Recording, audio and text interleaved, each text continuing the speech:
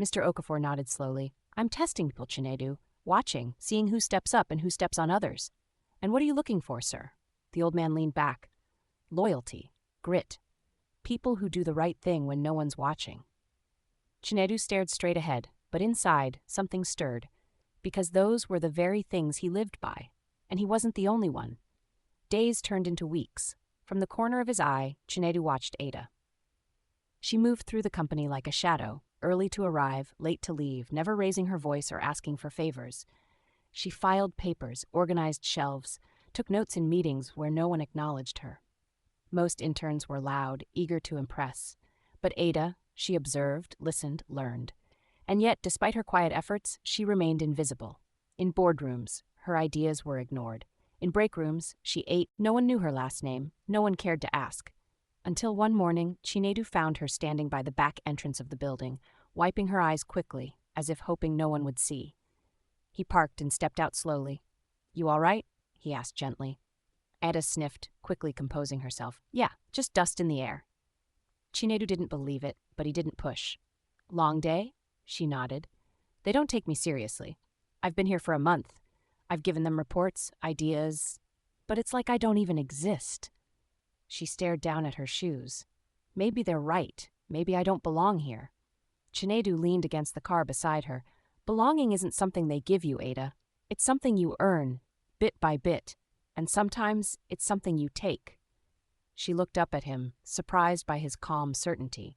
But what if I'm not good enough? She whispered. He gave a small smile. You know, there's a saying my mother used to tell me, a river doesn't shout to prove it's deep. It just flows. Steady, strong, eventually everyone notices. Ada let that sink in. Chinedu continued, his voice low and steady. Sometimes the ones closest to power are the last to be seen. They're too busy watching the throne, but the ones who truly lead, they do so by example. Ada glanced up. That sounds like experience talking, he chuckled. Let's just say, the road teaches you many things. That day, something shifted.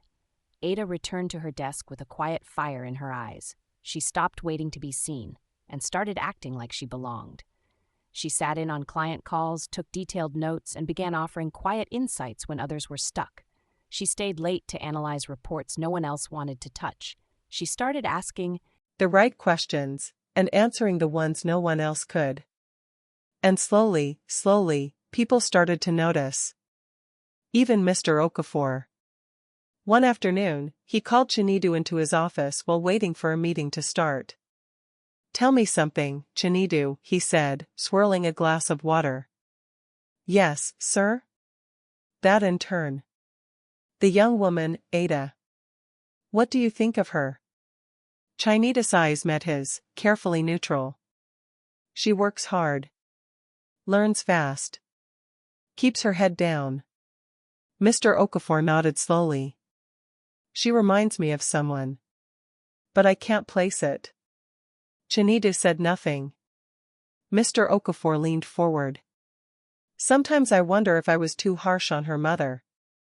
If I pushed too much, expected too much. That's why she left, you know. She said I cared more about the company than the family. He stared into the distance. Now I don't know how to fix it. I see something good in that girl. But I don't know how to reach her. Chinedu hesitated, then spoke softly. Maybe, don't try to reach her as a boss. Try as a father. The older man looked at him, something flickering in his eyes. But he said nothing more. That night, Chinedu drove home in silence, thinking of his own past. He remembered the university walls he once walked, the textbooks he carried, the business dreams he shelved when his mother fell sick. He had dropped everything then. His future, his pride, his path. For her. And even though she had long passed, he could still hear her voice, strong and full of faith. Do what's right, my son. Even if the world doesn't clap for you. And that's what he had done. Now, watching Ada fight for her place, he saw a reflection of that same fire. The refusal to quit. The courage to stand quietly, firmly, and say, I am enough. Yes, the company was in trouble. yes, the board was full of sharks. But something was changing. A storm was coming. And in its center stood two people no one had expected. A forgotten driver. And a daughter no one remembered. But sometimes, storms don't destroy. They reveal. The sun had barely risen when Chinedu arrived at the estate. The morning air was heavy, thick with the promise of rain. The guards nodded at him, familiar now with his quiet presence. He stepped into the vehicle, did his checks, and waited. Mr. Okafor emerged a few minutes later, briefcase in hand, his brow furrowed deeper than usual. Chinedu opened the door. Meeting at Landmark Towers, Mr. Okafor muttered, climbing in. Shouldn't take long. But it would take long. Longer than anyone expected.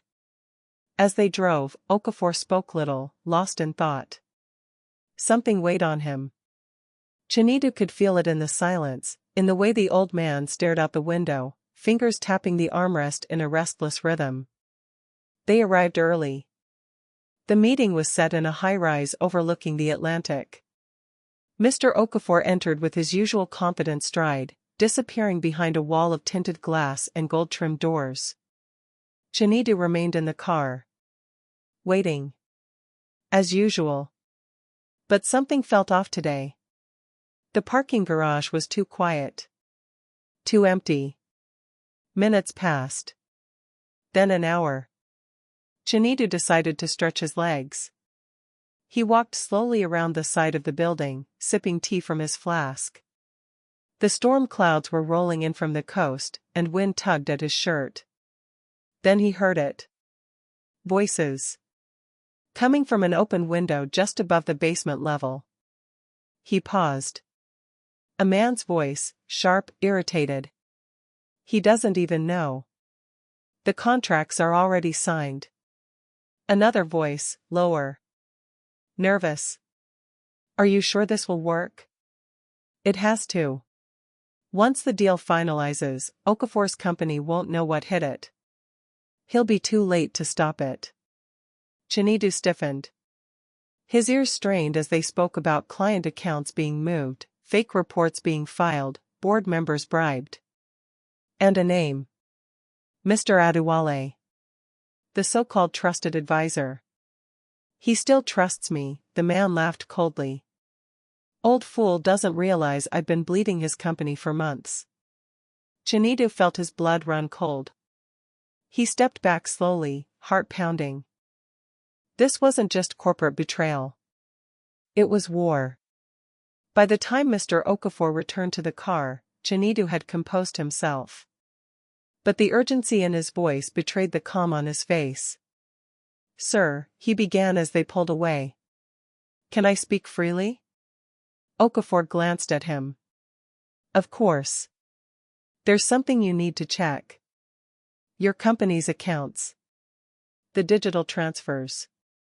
Someone on the inside is working against you. The old man frowned. What are you talking about? I overheard something. Names were mentioned. Deals. A betrayal. Mr. Okafor stiffened. And why should I believe you? Chinedu kept his eyes on the road. Because I have nothing to gain. And everything to lose. Silence. Just the hum of the engine, the wind against the windows, and the weight of a truth too dangerous to ignore. Mr. Okafor said nothing the rest of the ride. But when they returned to the estate, he didn't go inside immediately. He stood beside the vehicle for a long time, arms folded, watching the sky darken. That night, the storm broke. Rain lashed the windows, thunder echoed through the hills, and within the company's digital walls, something else began to shake. The next morning, Mr. Okafor arrived early. Earlier than usual. Chinedu was waiting, as always. But this time, the old man smiled slightly as he entered the car. You were right, he said quietly. Chinedu looked at him in the mirror. There was a breach, Okafor continued. A silent betrayal. A pattern of siphoned funds, misdirected invoices. You weren't supposed to know. No one was. He paused. Adewale. My oldest advisor. My friend. 20 years. He exhaled. And I never saw it. Chinedu didn't speak. There were no words for that kind of wound. I confronted him last night, Okafor added. He didn't even deny it. Just said I was weak. That I'd lost control. Another long silence. Then Mr. Okafor looked at Chinedu, eyes sharp. You saved my legacy, Chinedu. My company, my name, everything I built, was about to collapse under my own roof. And it was you. Not my sons. Not my board. You. Chinedu shook his head. I just did what was right. That's exactly why it mattered. They drove in silence, but it was a different silence now. Not heavy. But resolute. Something had changed between them. A quiet bond. A trust forged not in contracts or money, but in honesty. And Chinedu knew something else too. The company had been saved. But the real battle was just beginning. Because truth alone isn't always enough to win. Sometimes, you need someone brave enough to speak it. And others willing to listen. The storm had passed, but its aftermath lingered in the corners of the office like smoke after fire. Word of Adewale's betrayal spread quickly, first in whispers, then in meetings. Board members were stunned. Some claimed ignorance. Others looked away, guilty by silence. Adewale had been escorted out quietly. No press, no scandal, just the quiet, surgical removal of a man who had once stood at Mr. Okafor's right hand. But the damage was done. Trust had been shattered. The company had survived the attack, but it was bruised, fractured at its core. And now, the question wasn't just who had betrayed them. It was, who would rebuild? Chinedu continued his duties quietly, moving through the days with calm precision. But inside, he felt the pressure shifting. Something was coming. And it arrived, just 1 week later, in the form of a proposal. A bold, brilliant proposal. One that didn't come from the board, or the executives, or even the Okafor sons. It came from the intern no one had been watching. Ada. She had stayed late every night, working in a quiet corner of the office. She had gone through company archives, audited processes, examined past deals. And what she saw wasn't just sabotage, but outdated models, broken systems, and fear-driven leadership. Her proposal was daring: restructure the leadership, decentralize decision-making, invest in younger talent, modernize the company's digital presence. And most of all, rebuild transparency from within. She submitted the document to the department head without fanfare. But it didn't stay buried for long. 2 days later, the proposal landed on Mr. Okafor's desk. He read every word. Twice. Then he called Chinedu. Do you know who wrote this? He asked, holding up the file. Chinedu nodded slowly. I do. It's not signed. No name. Just initials. Ao. Chinedu met his eyes. Ada. The intern. Okafor froze. Ada? Yes. The old man sat down heavily, the document still in his hands. She's brilliant, he whispered. Strategic. Focused. And fearless. She gets that from her mother, Chinedu said quietly. Mr. Okafor looked up, a strange tightness in his throat. I thought I lost her. I thought she wanted nothing to do with me. Chinedu shook his head. She didn't come here to beg. She came here to earn. Silence. Then Okafor stood, his face a storm of pride and regret. I have to see her. Chinedu didn't answer, just walked to the car, opened the door, and waited. That afternoon, Ada was called to the executive floor. She walked in, clipboard in hand, expecting to be dismissed. Instead, she found her father seated at the conference table, her proposal opened in front of him. She stopped cold. "You wrote this?" he asked softly. She hesitated, then nodded. "Yes." "Why didn't you put your name?" "Because I didn't want special treatment." He nodded slowly. "And why now?"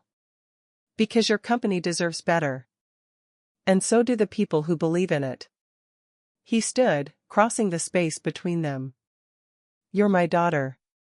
She looked down. "I used to be. Until I wasn't enough." His voice cracked. "No. I was the one who wasn't enough. I pushed you away. I thought success meant building an empire, but I forgot the people who mattered." She swallowed hard, emotion catching in her chest. "I didn't come back for you," she said. "I came back for me." "I know," he said.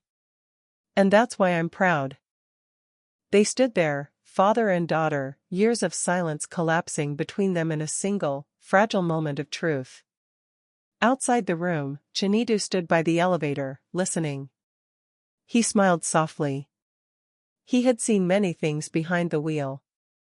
Fights. Deals. Secrets. But this moment? This was rare. That evening, as the sun dipped below the skyline, Mr. Okafor called an emergency board meeting.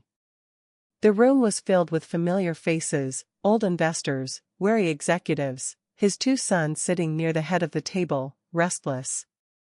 And then, he walked in with someone they didn't expect. Ada.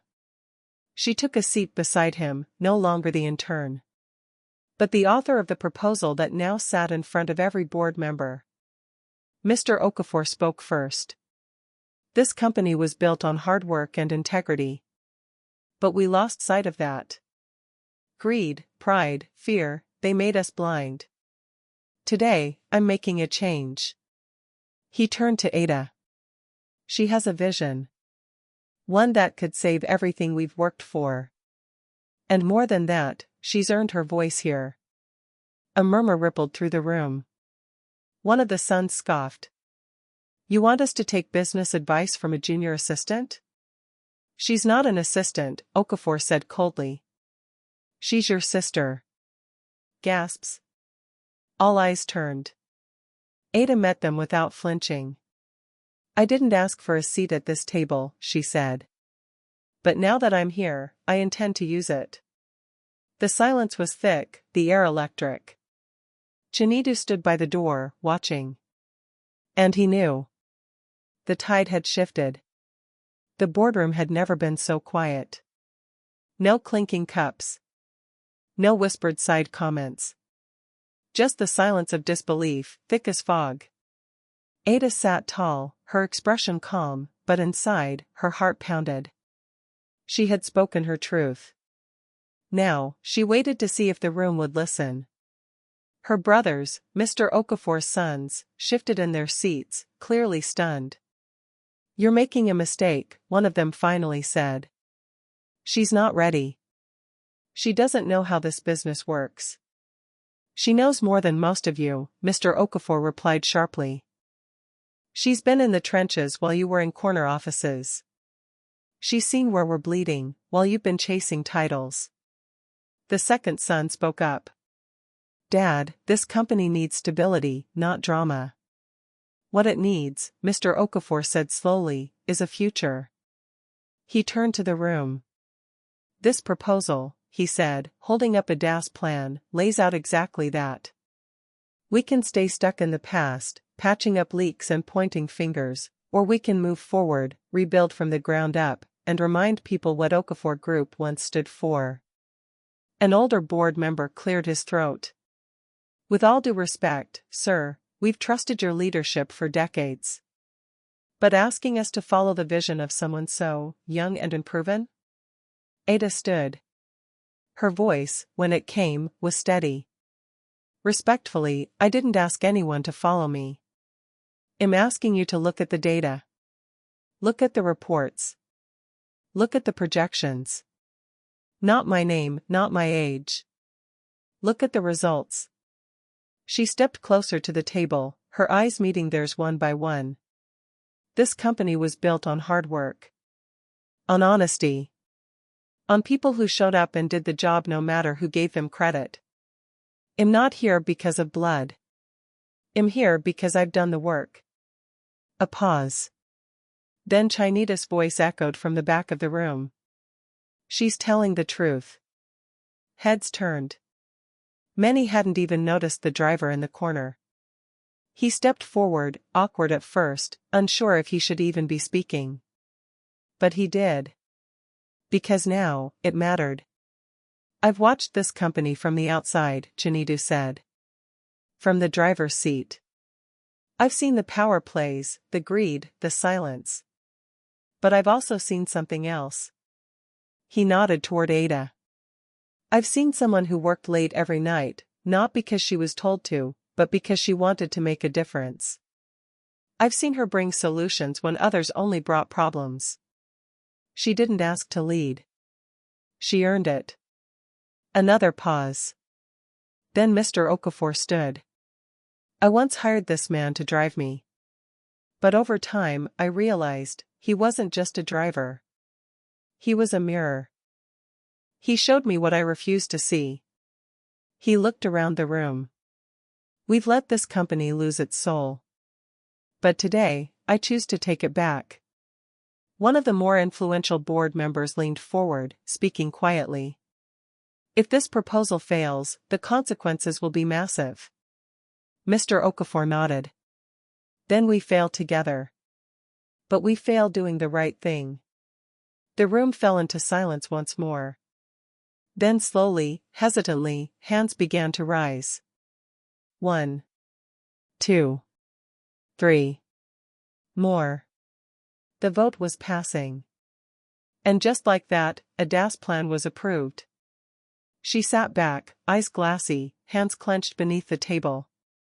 Across from her, her brother stared, disbelieving. And Chinedu? He simply stepped back into the shadows, where had always been. Because for him, it wasn't about the spotlight. It was about seeing the right person finally get there. Later that night, as the building emptied, Ada walked out into the cool air.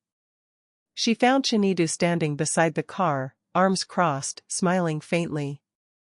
You didn't have to speak for me in there, she said. I know, he replied. But thank you. You earned it. She paused. They're going to come after me, aren't they? He nodded. Some will. Not everyone likes change. Especially when it comes from someone they underestimated. She looked up at the sky.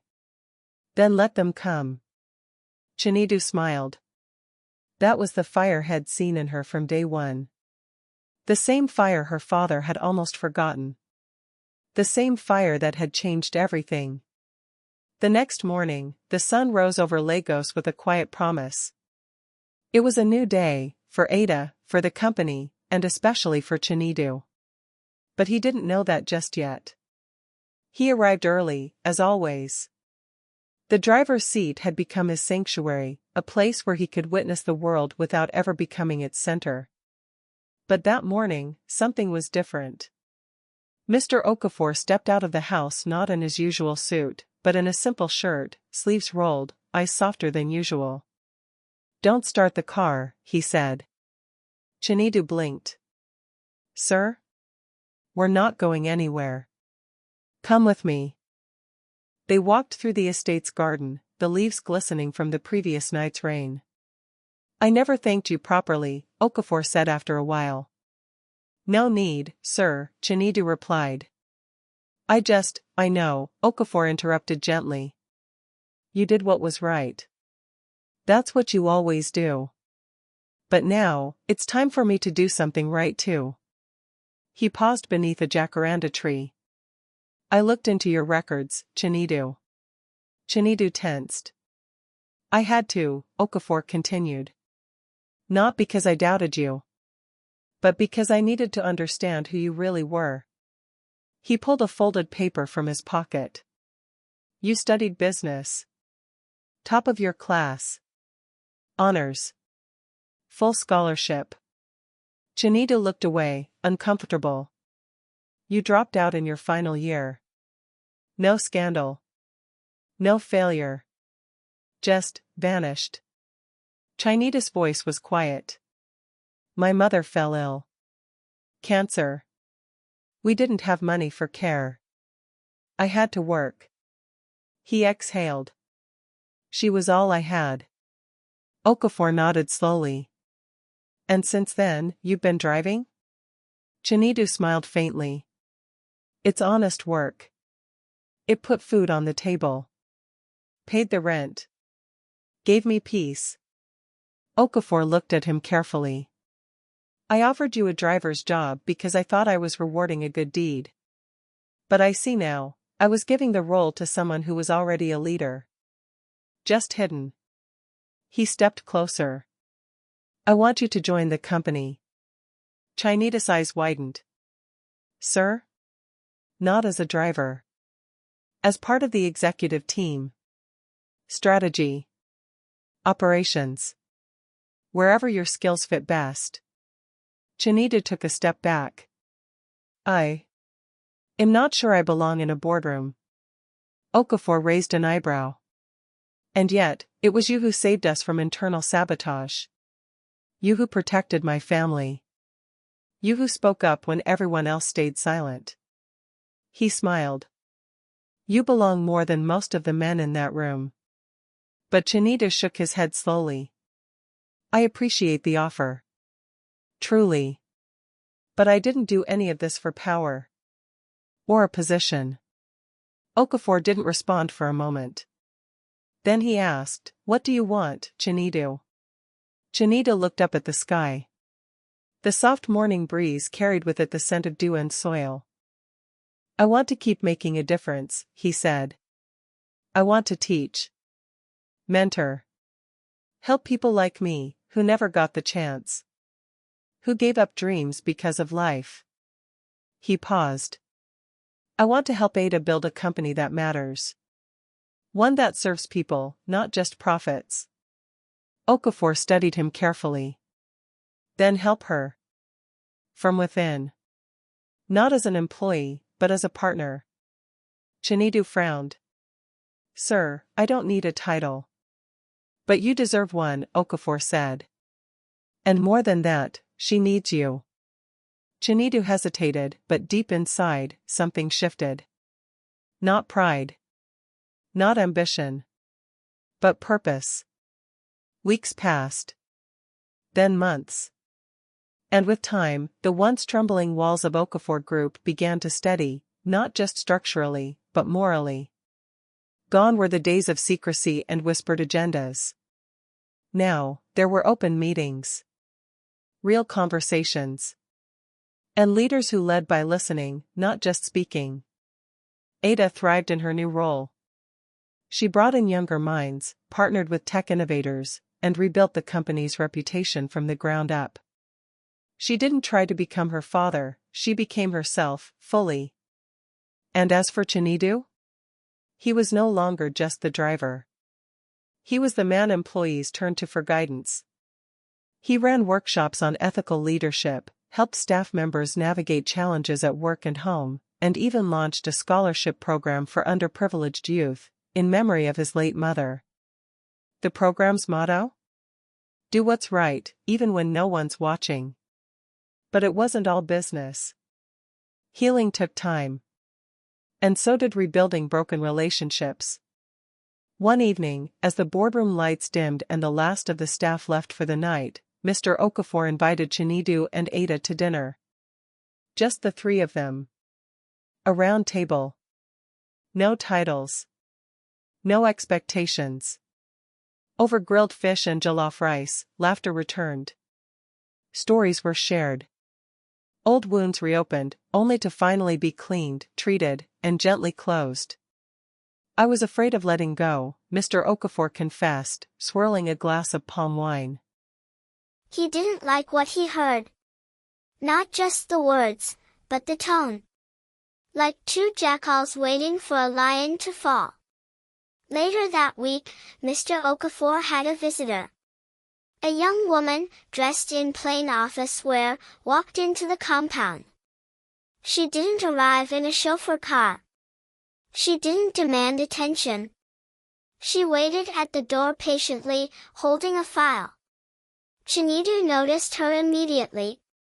Something about her eyes. Determined. Familiar. She handed a document to the guard and walked away. No fuss. Curious, Chinedu approached. The guard looked at the envelope, then back at Chinedu. Another job applicant, he shrugged. These days everyone's applying for something. But Chinedu knew better. The next morning, he found the envelope still lying on the entry table. He glanced at the name. Ada Okafor. He blinked. It couldn't be. But it was. The same Ada had picked up that morning. The woman with fire in her voice and worry in her eyes. So she was his daughter. And she hadn't even told him. Chinedu stared at the letter. Her handwriting was careful, respectful. A request to join the company as an intern. Nothing grand. No demands. Just a chance to earn her way. He considered telling Mr. Okafor. But something stopped him. Instead, he slipped the letter under the office door himself. A few days later, Chinedu saw her again, this time inside the office complex, carrying a clipboard, dressed modestly, pushing a cart of files. No one knew who she was. Just another intern, they assumed. But Chinedu knew. And so did Mr. Okafor, though he said nothing. Not yet. The tests had begun. Not just for Ada. But for Chinedu, too. One evening, Mr. Okafor entered the car looking tired, but thoughtful. You ever feel like everyone around you is wearing a mask? He asked. All the time, Chinedu replied softly. Mr. Okafor nodded slowly. I hope you all enjoying the story. This was half part of story. The second half will be uploaded soon tomorrow.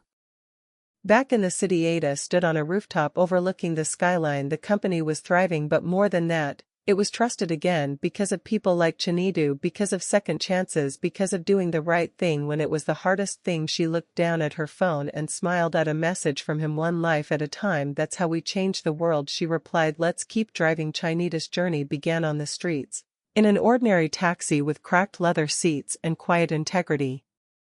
But it ended in boardrooms and classrooms where honesty still meant something, where kindness still carried weight. He never asked for wealth, never chased power, but in doing what was right, when no one was watching, he became a symbol of what true leadership looks like. Not loud, not boastful, but real, courageous and kind. So the next time life puts you behind the wheel, ask yourself, what road are you really driving, and more importantly, who are you helping along the way?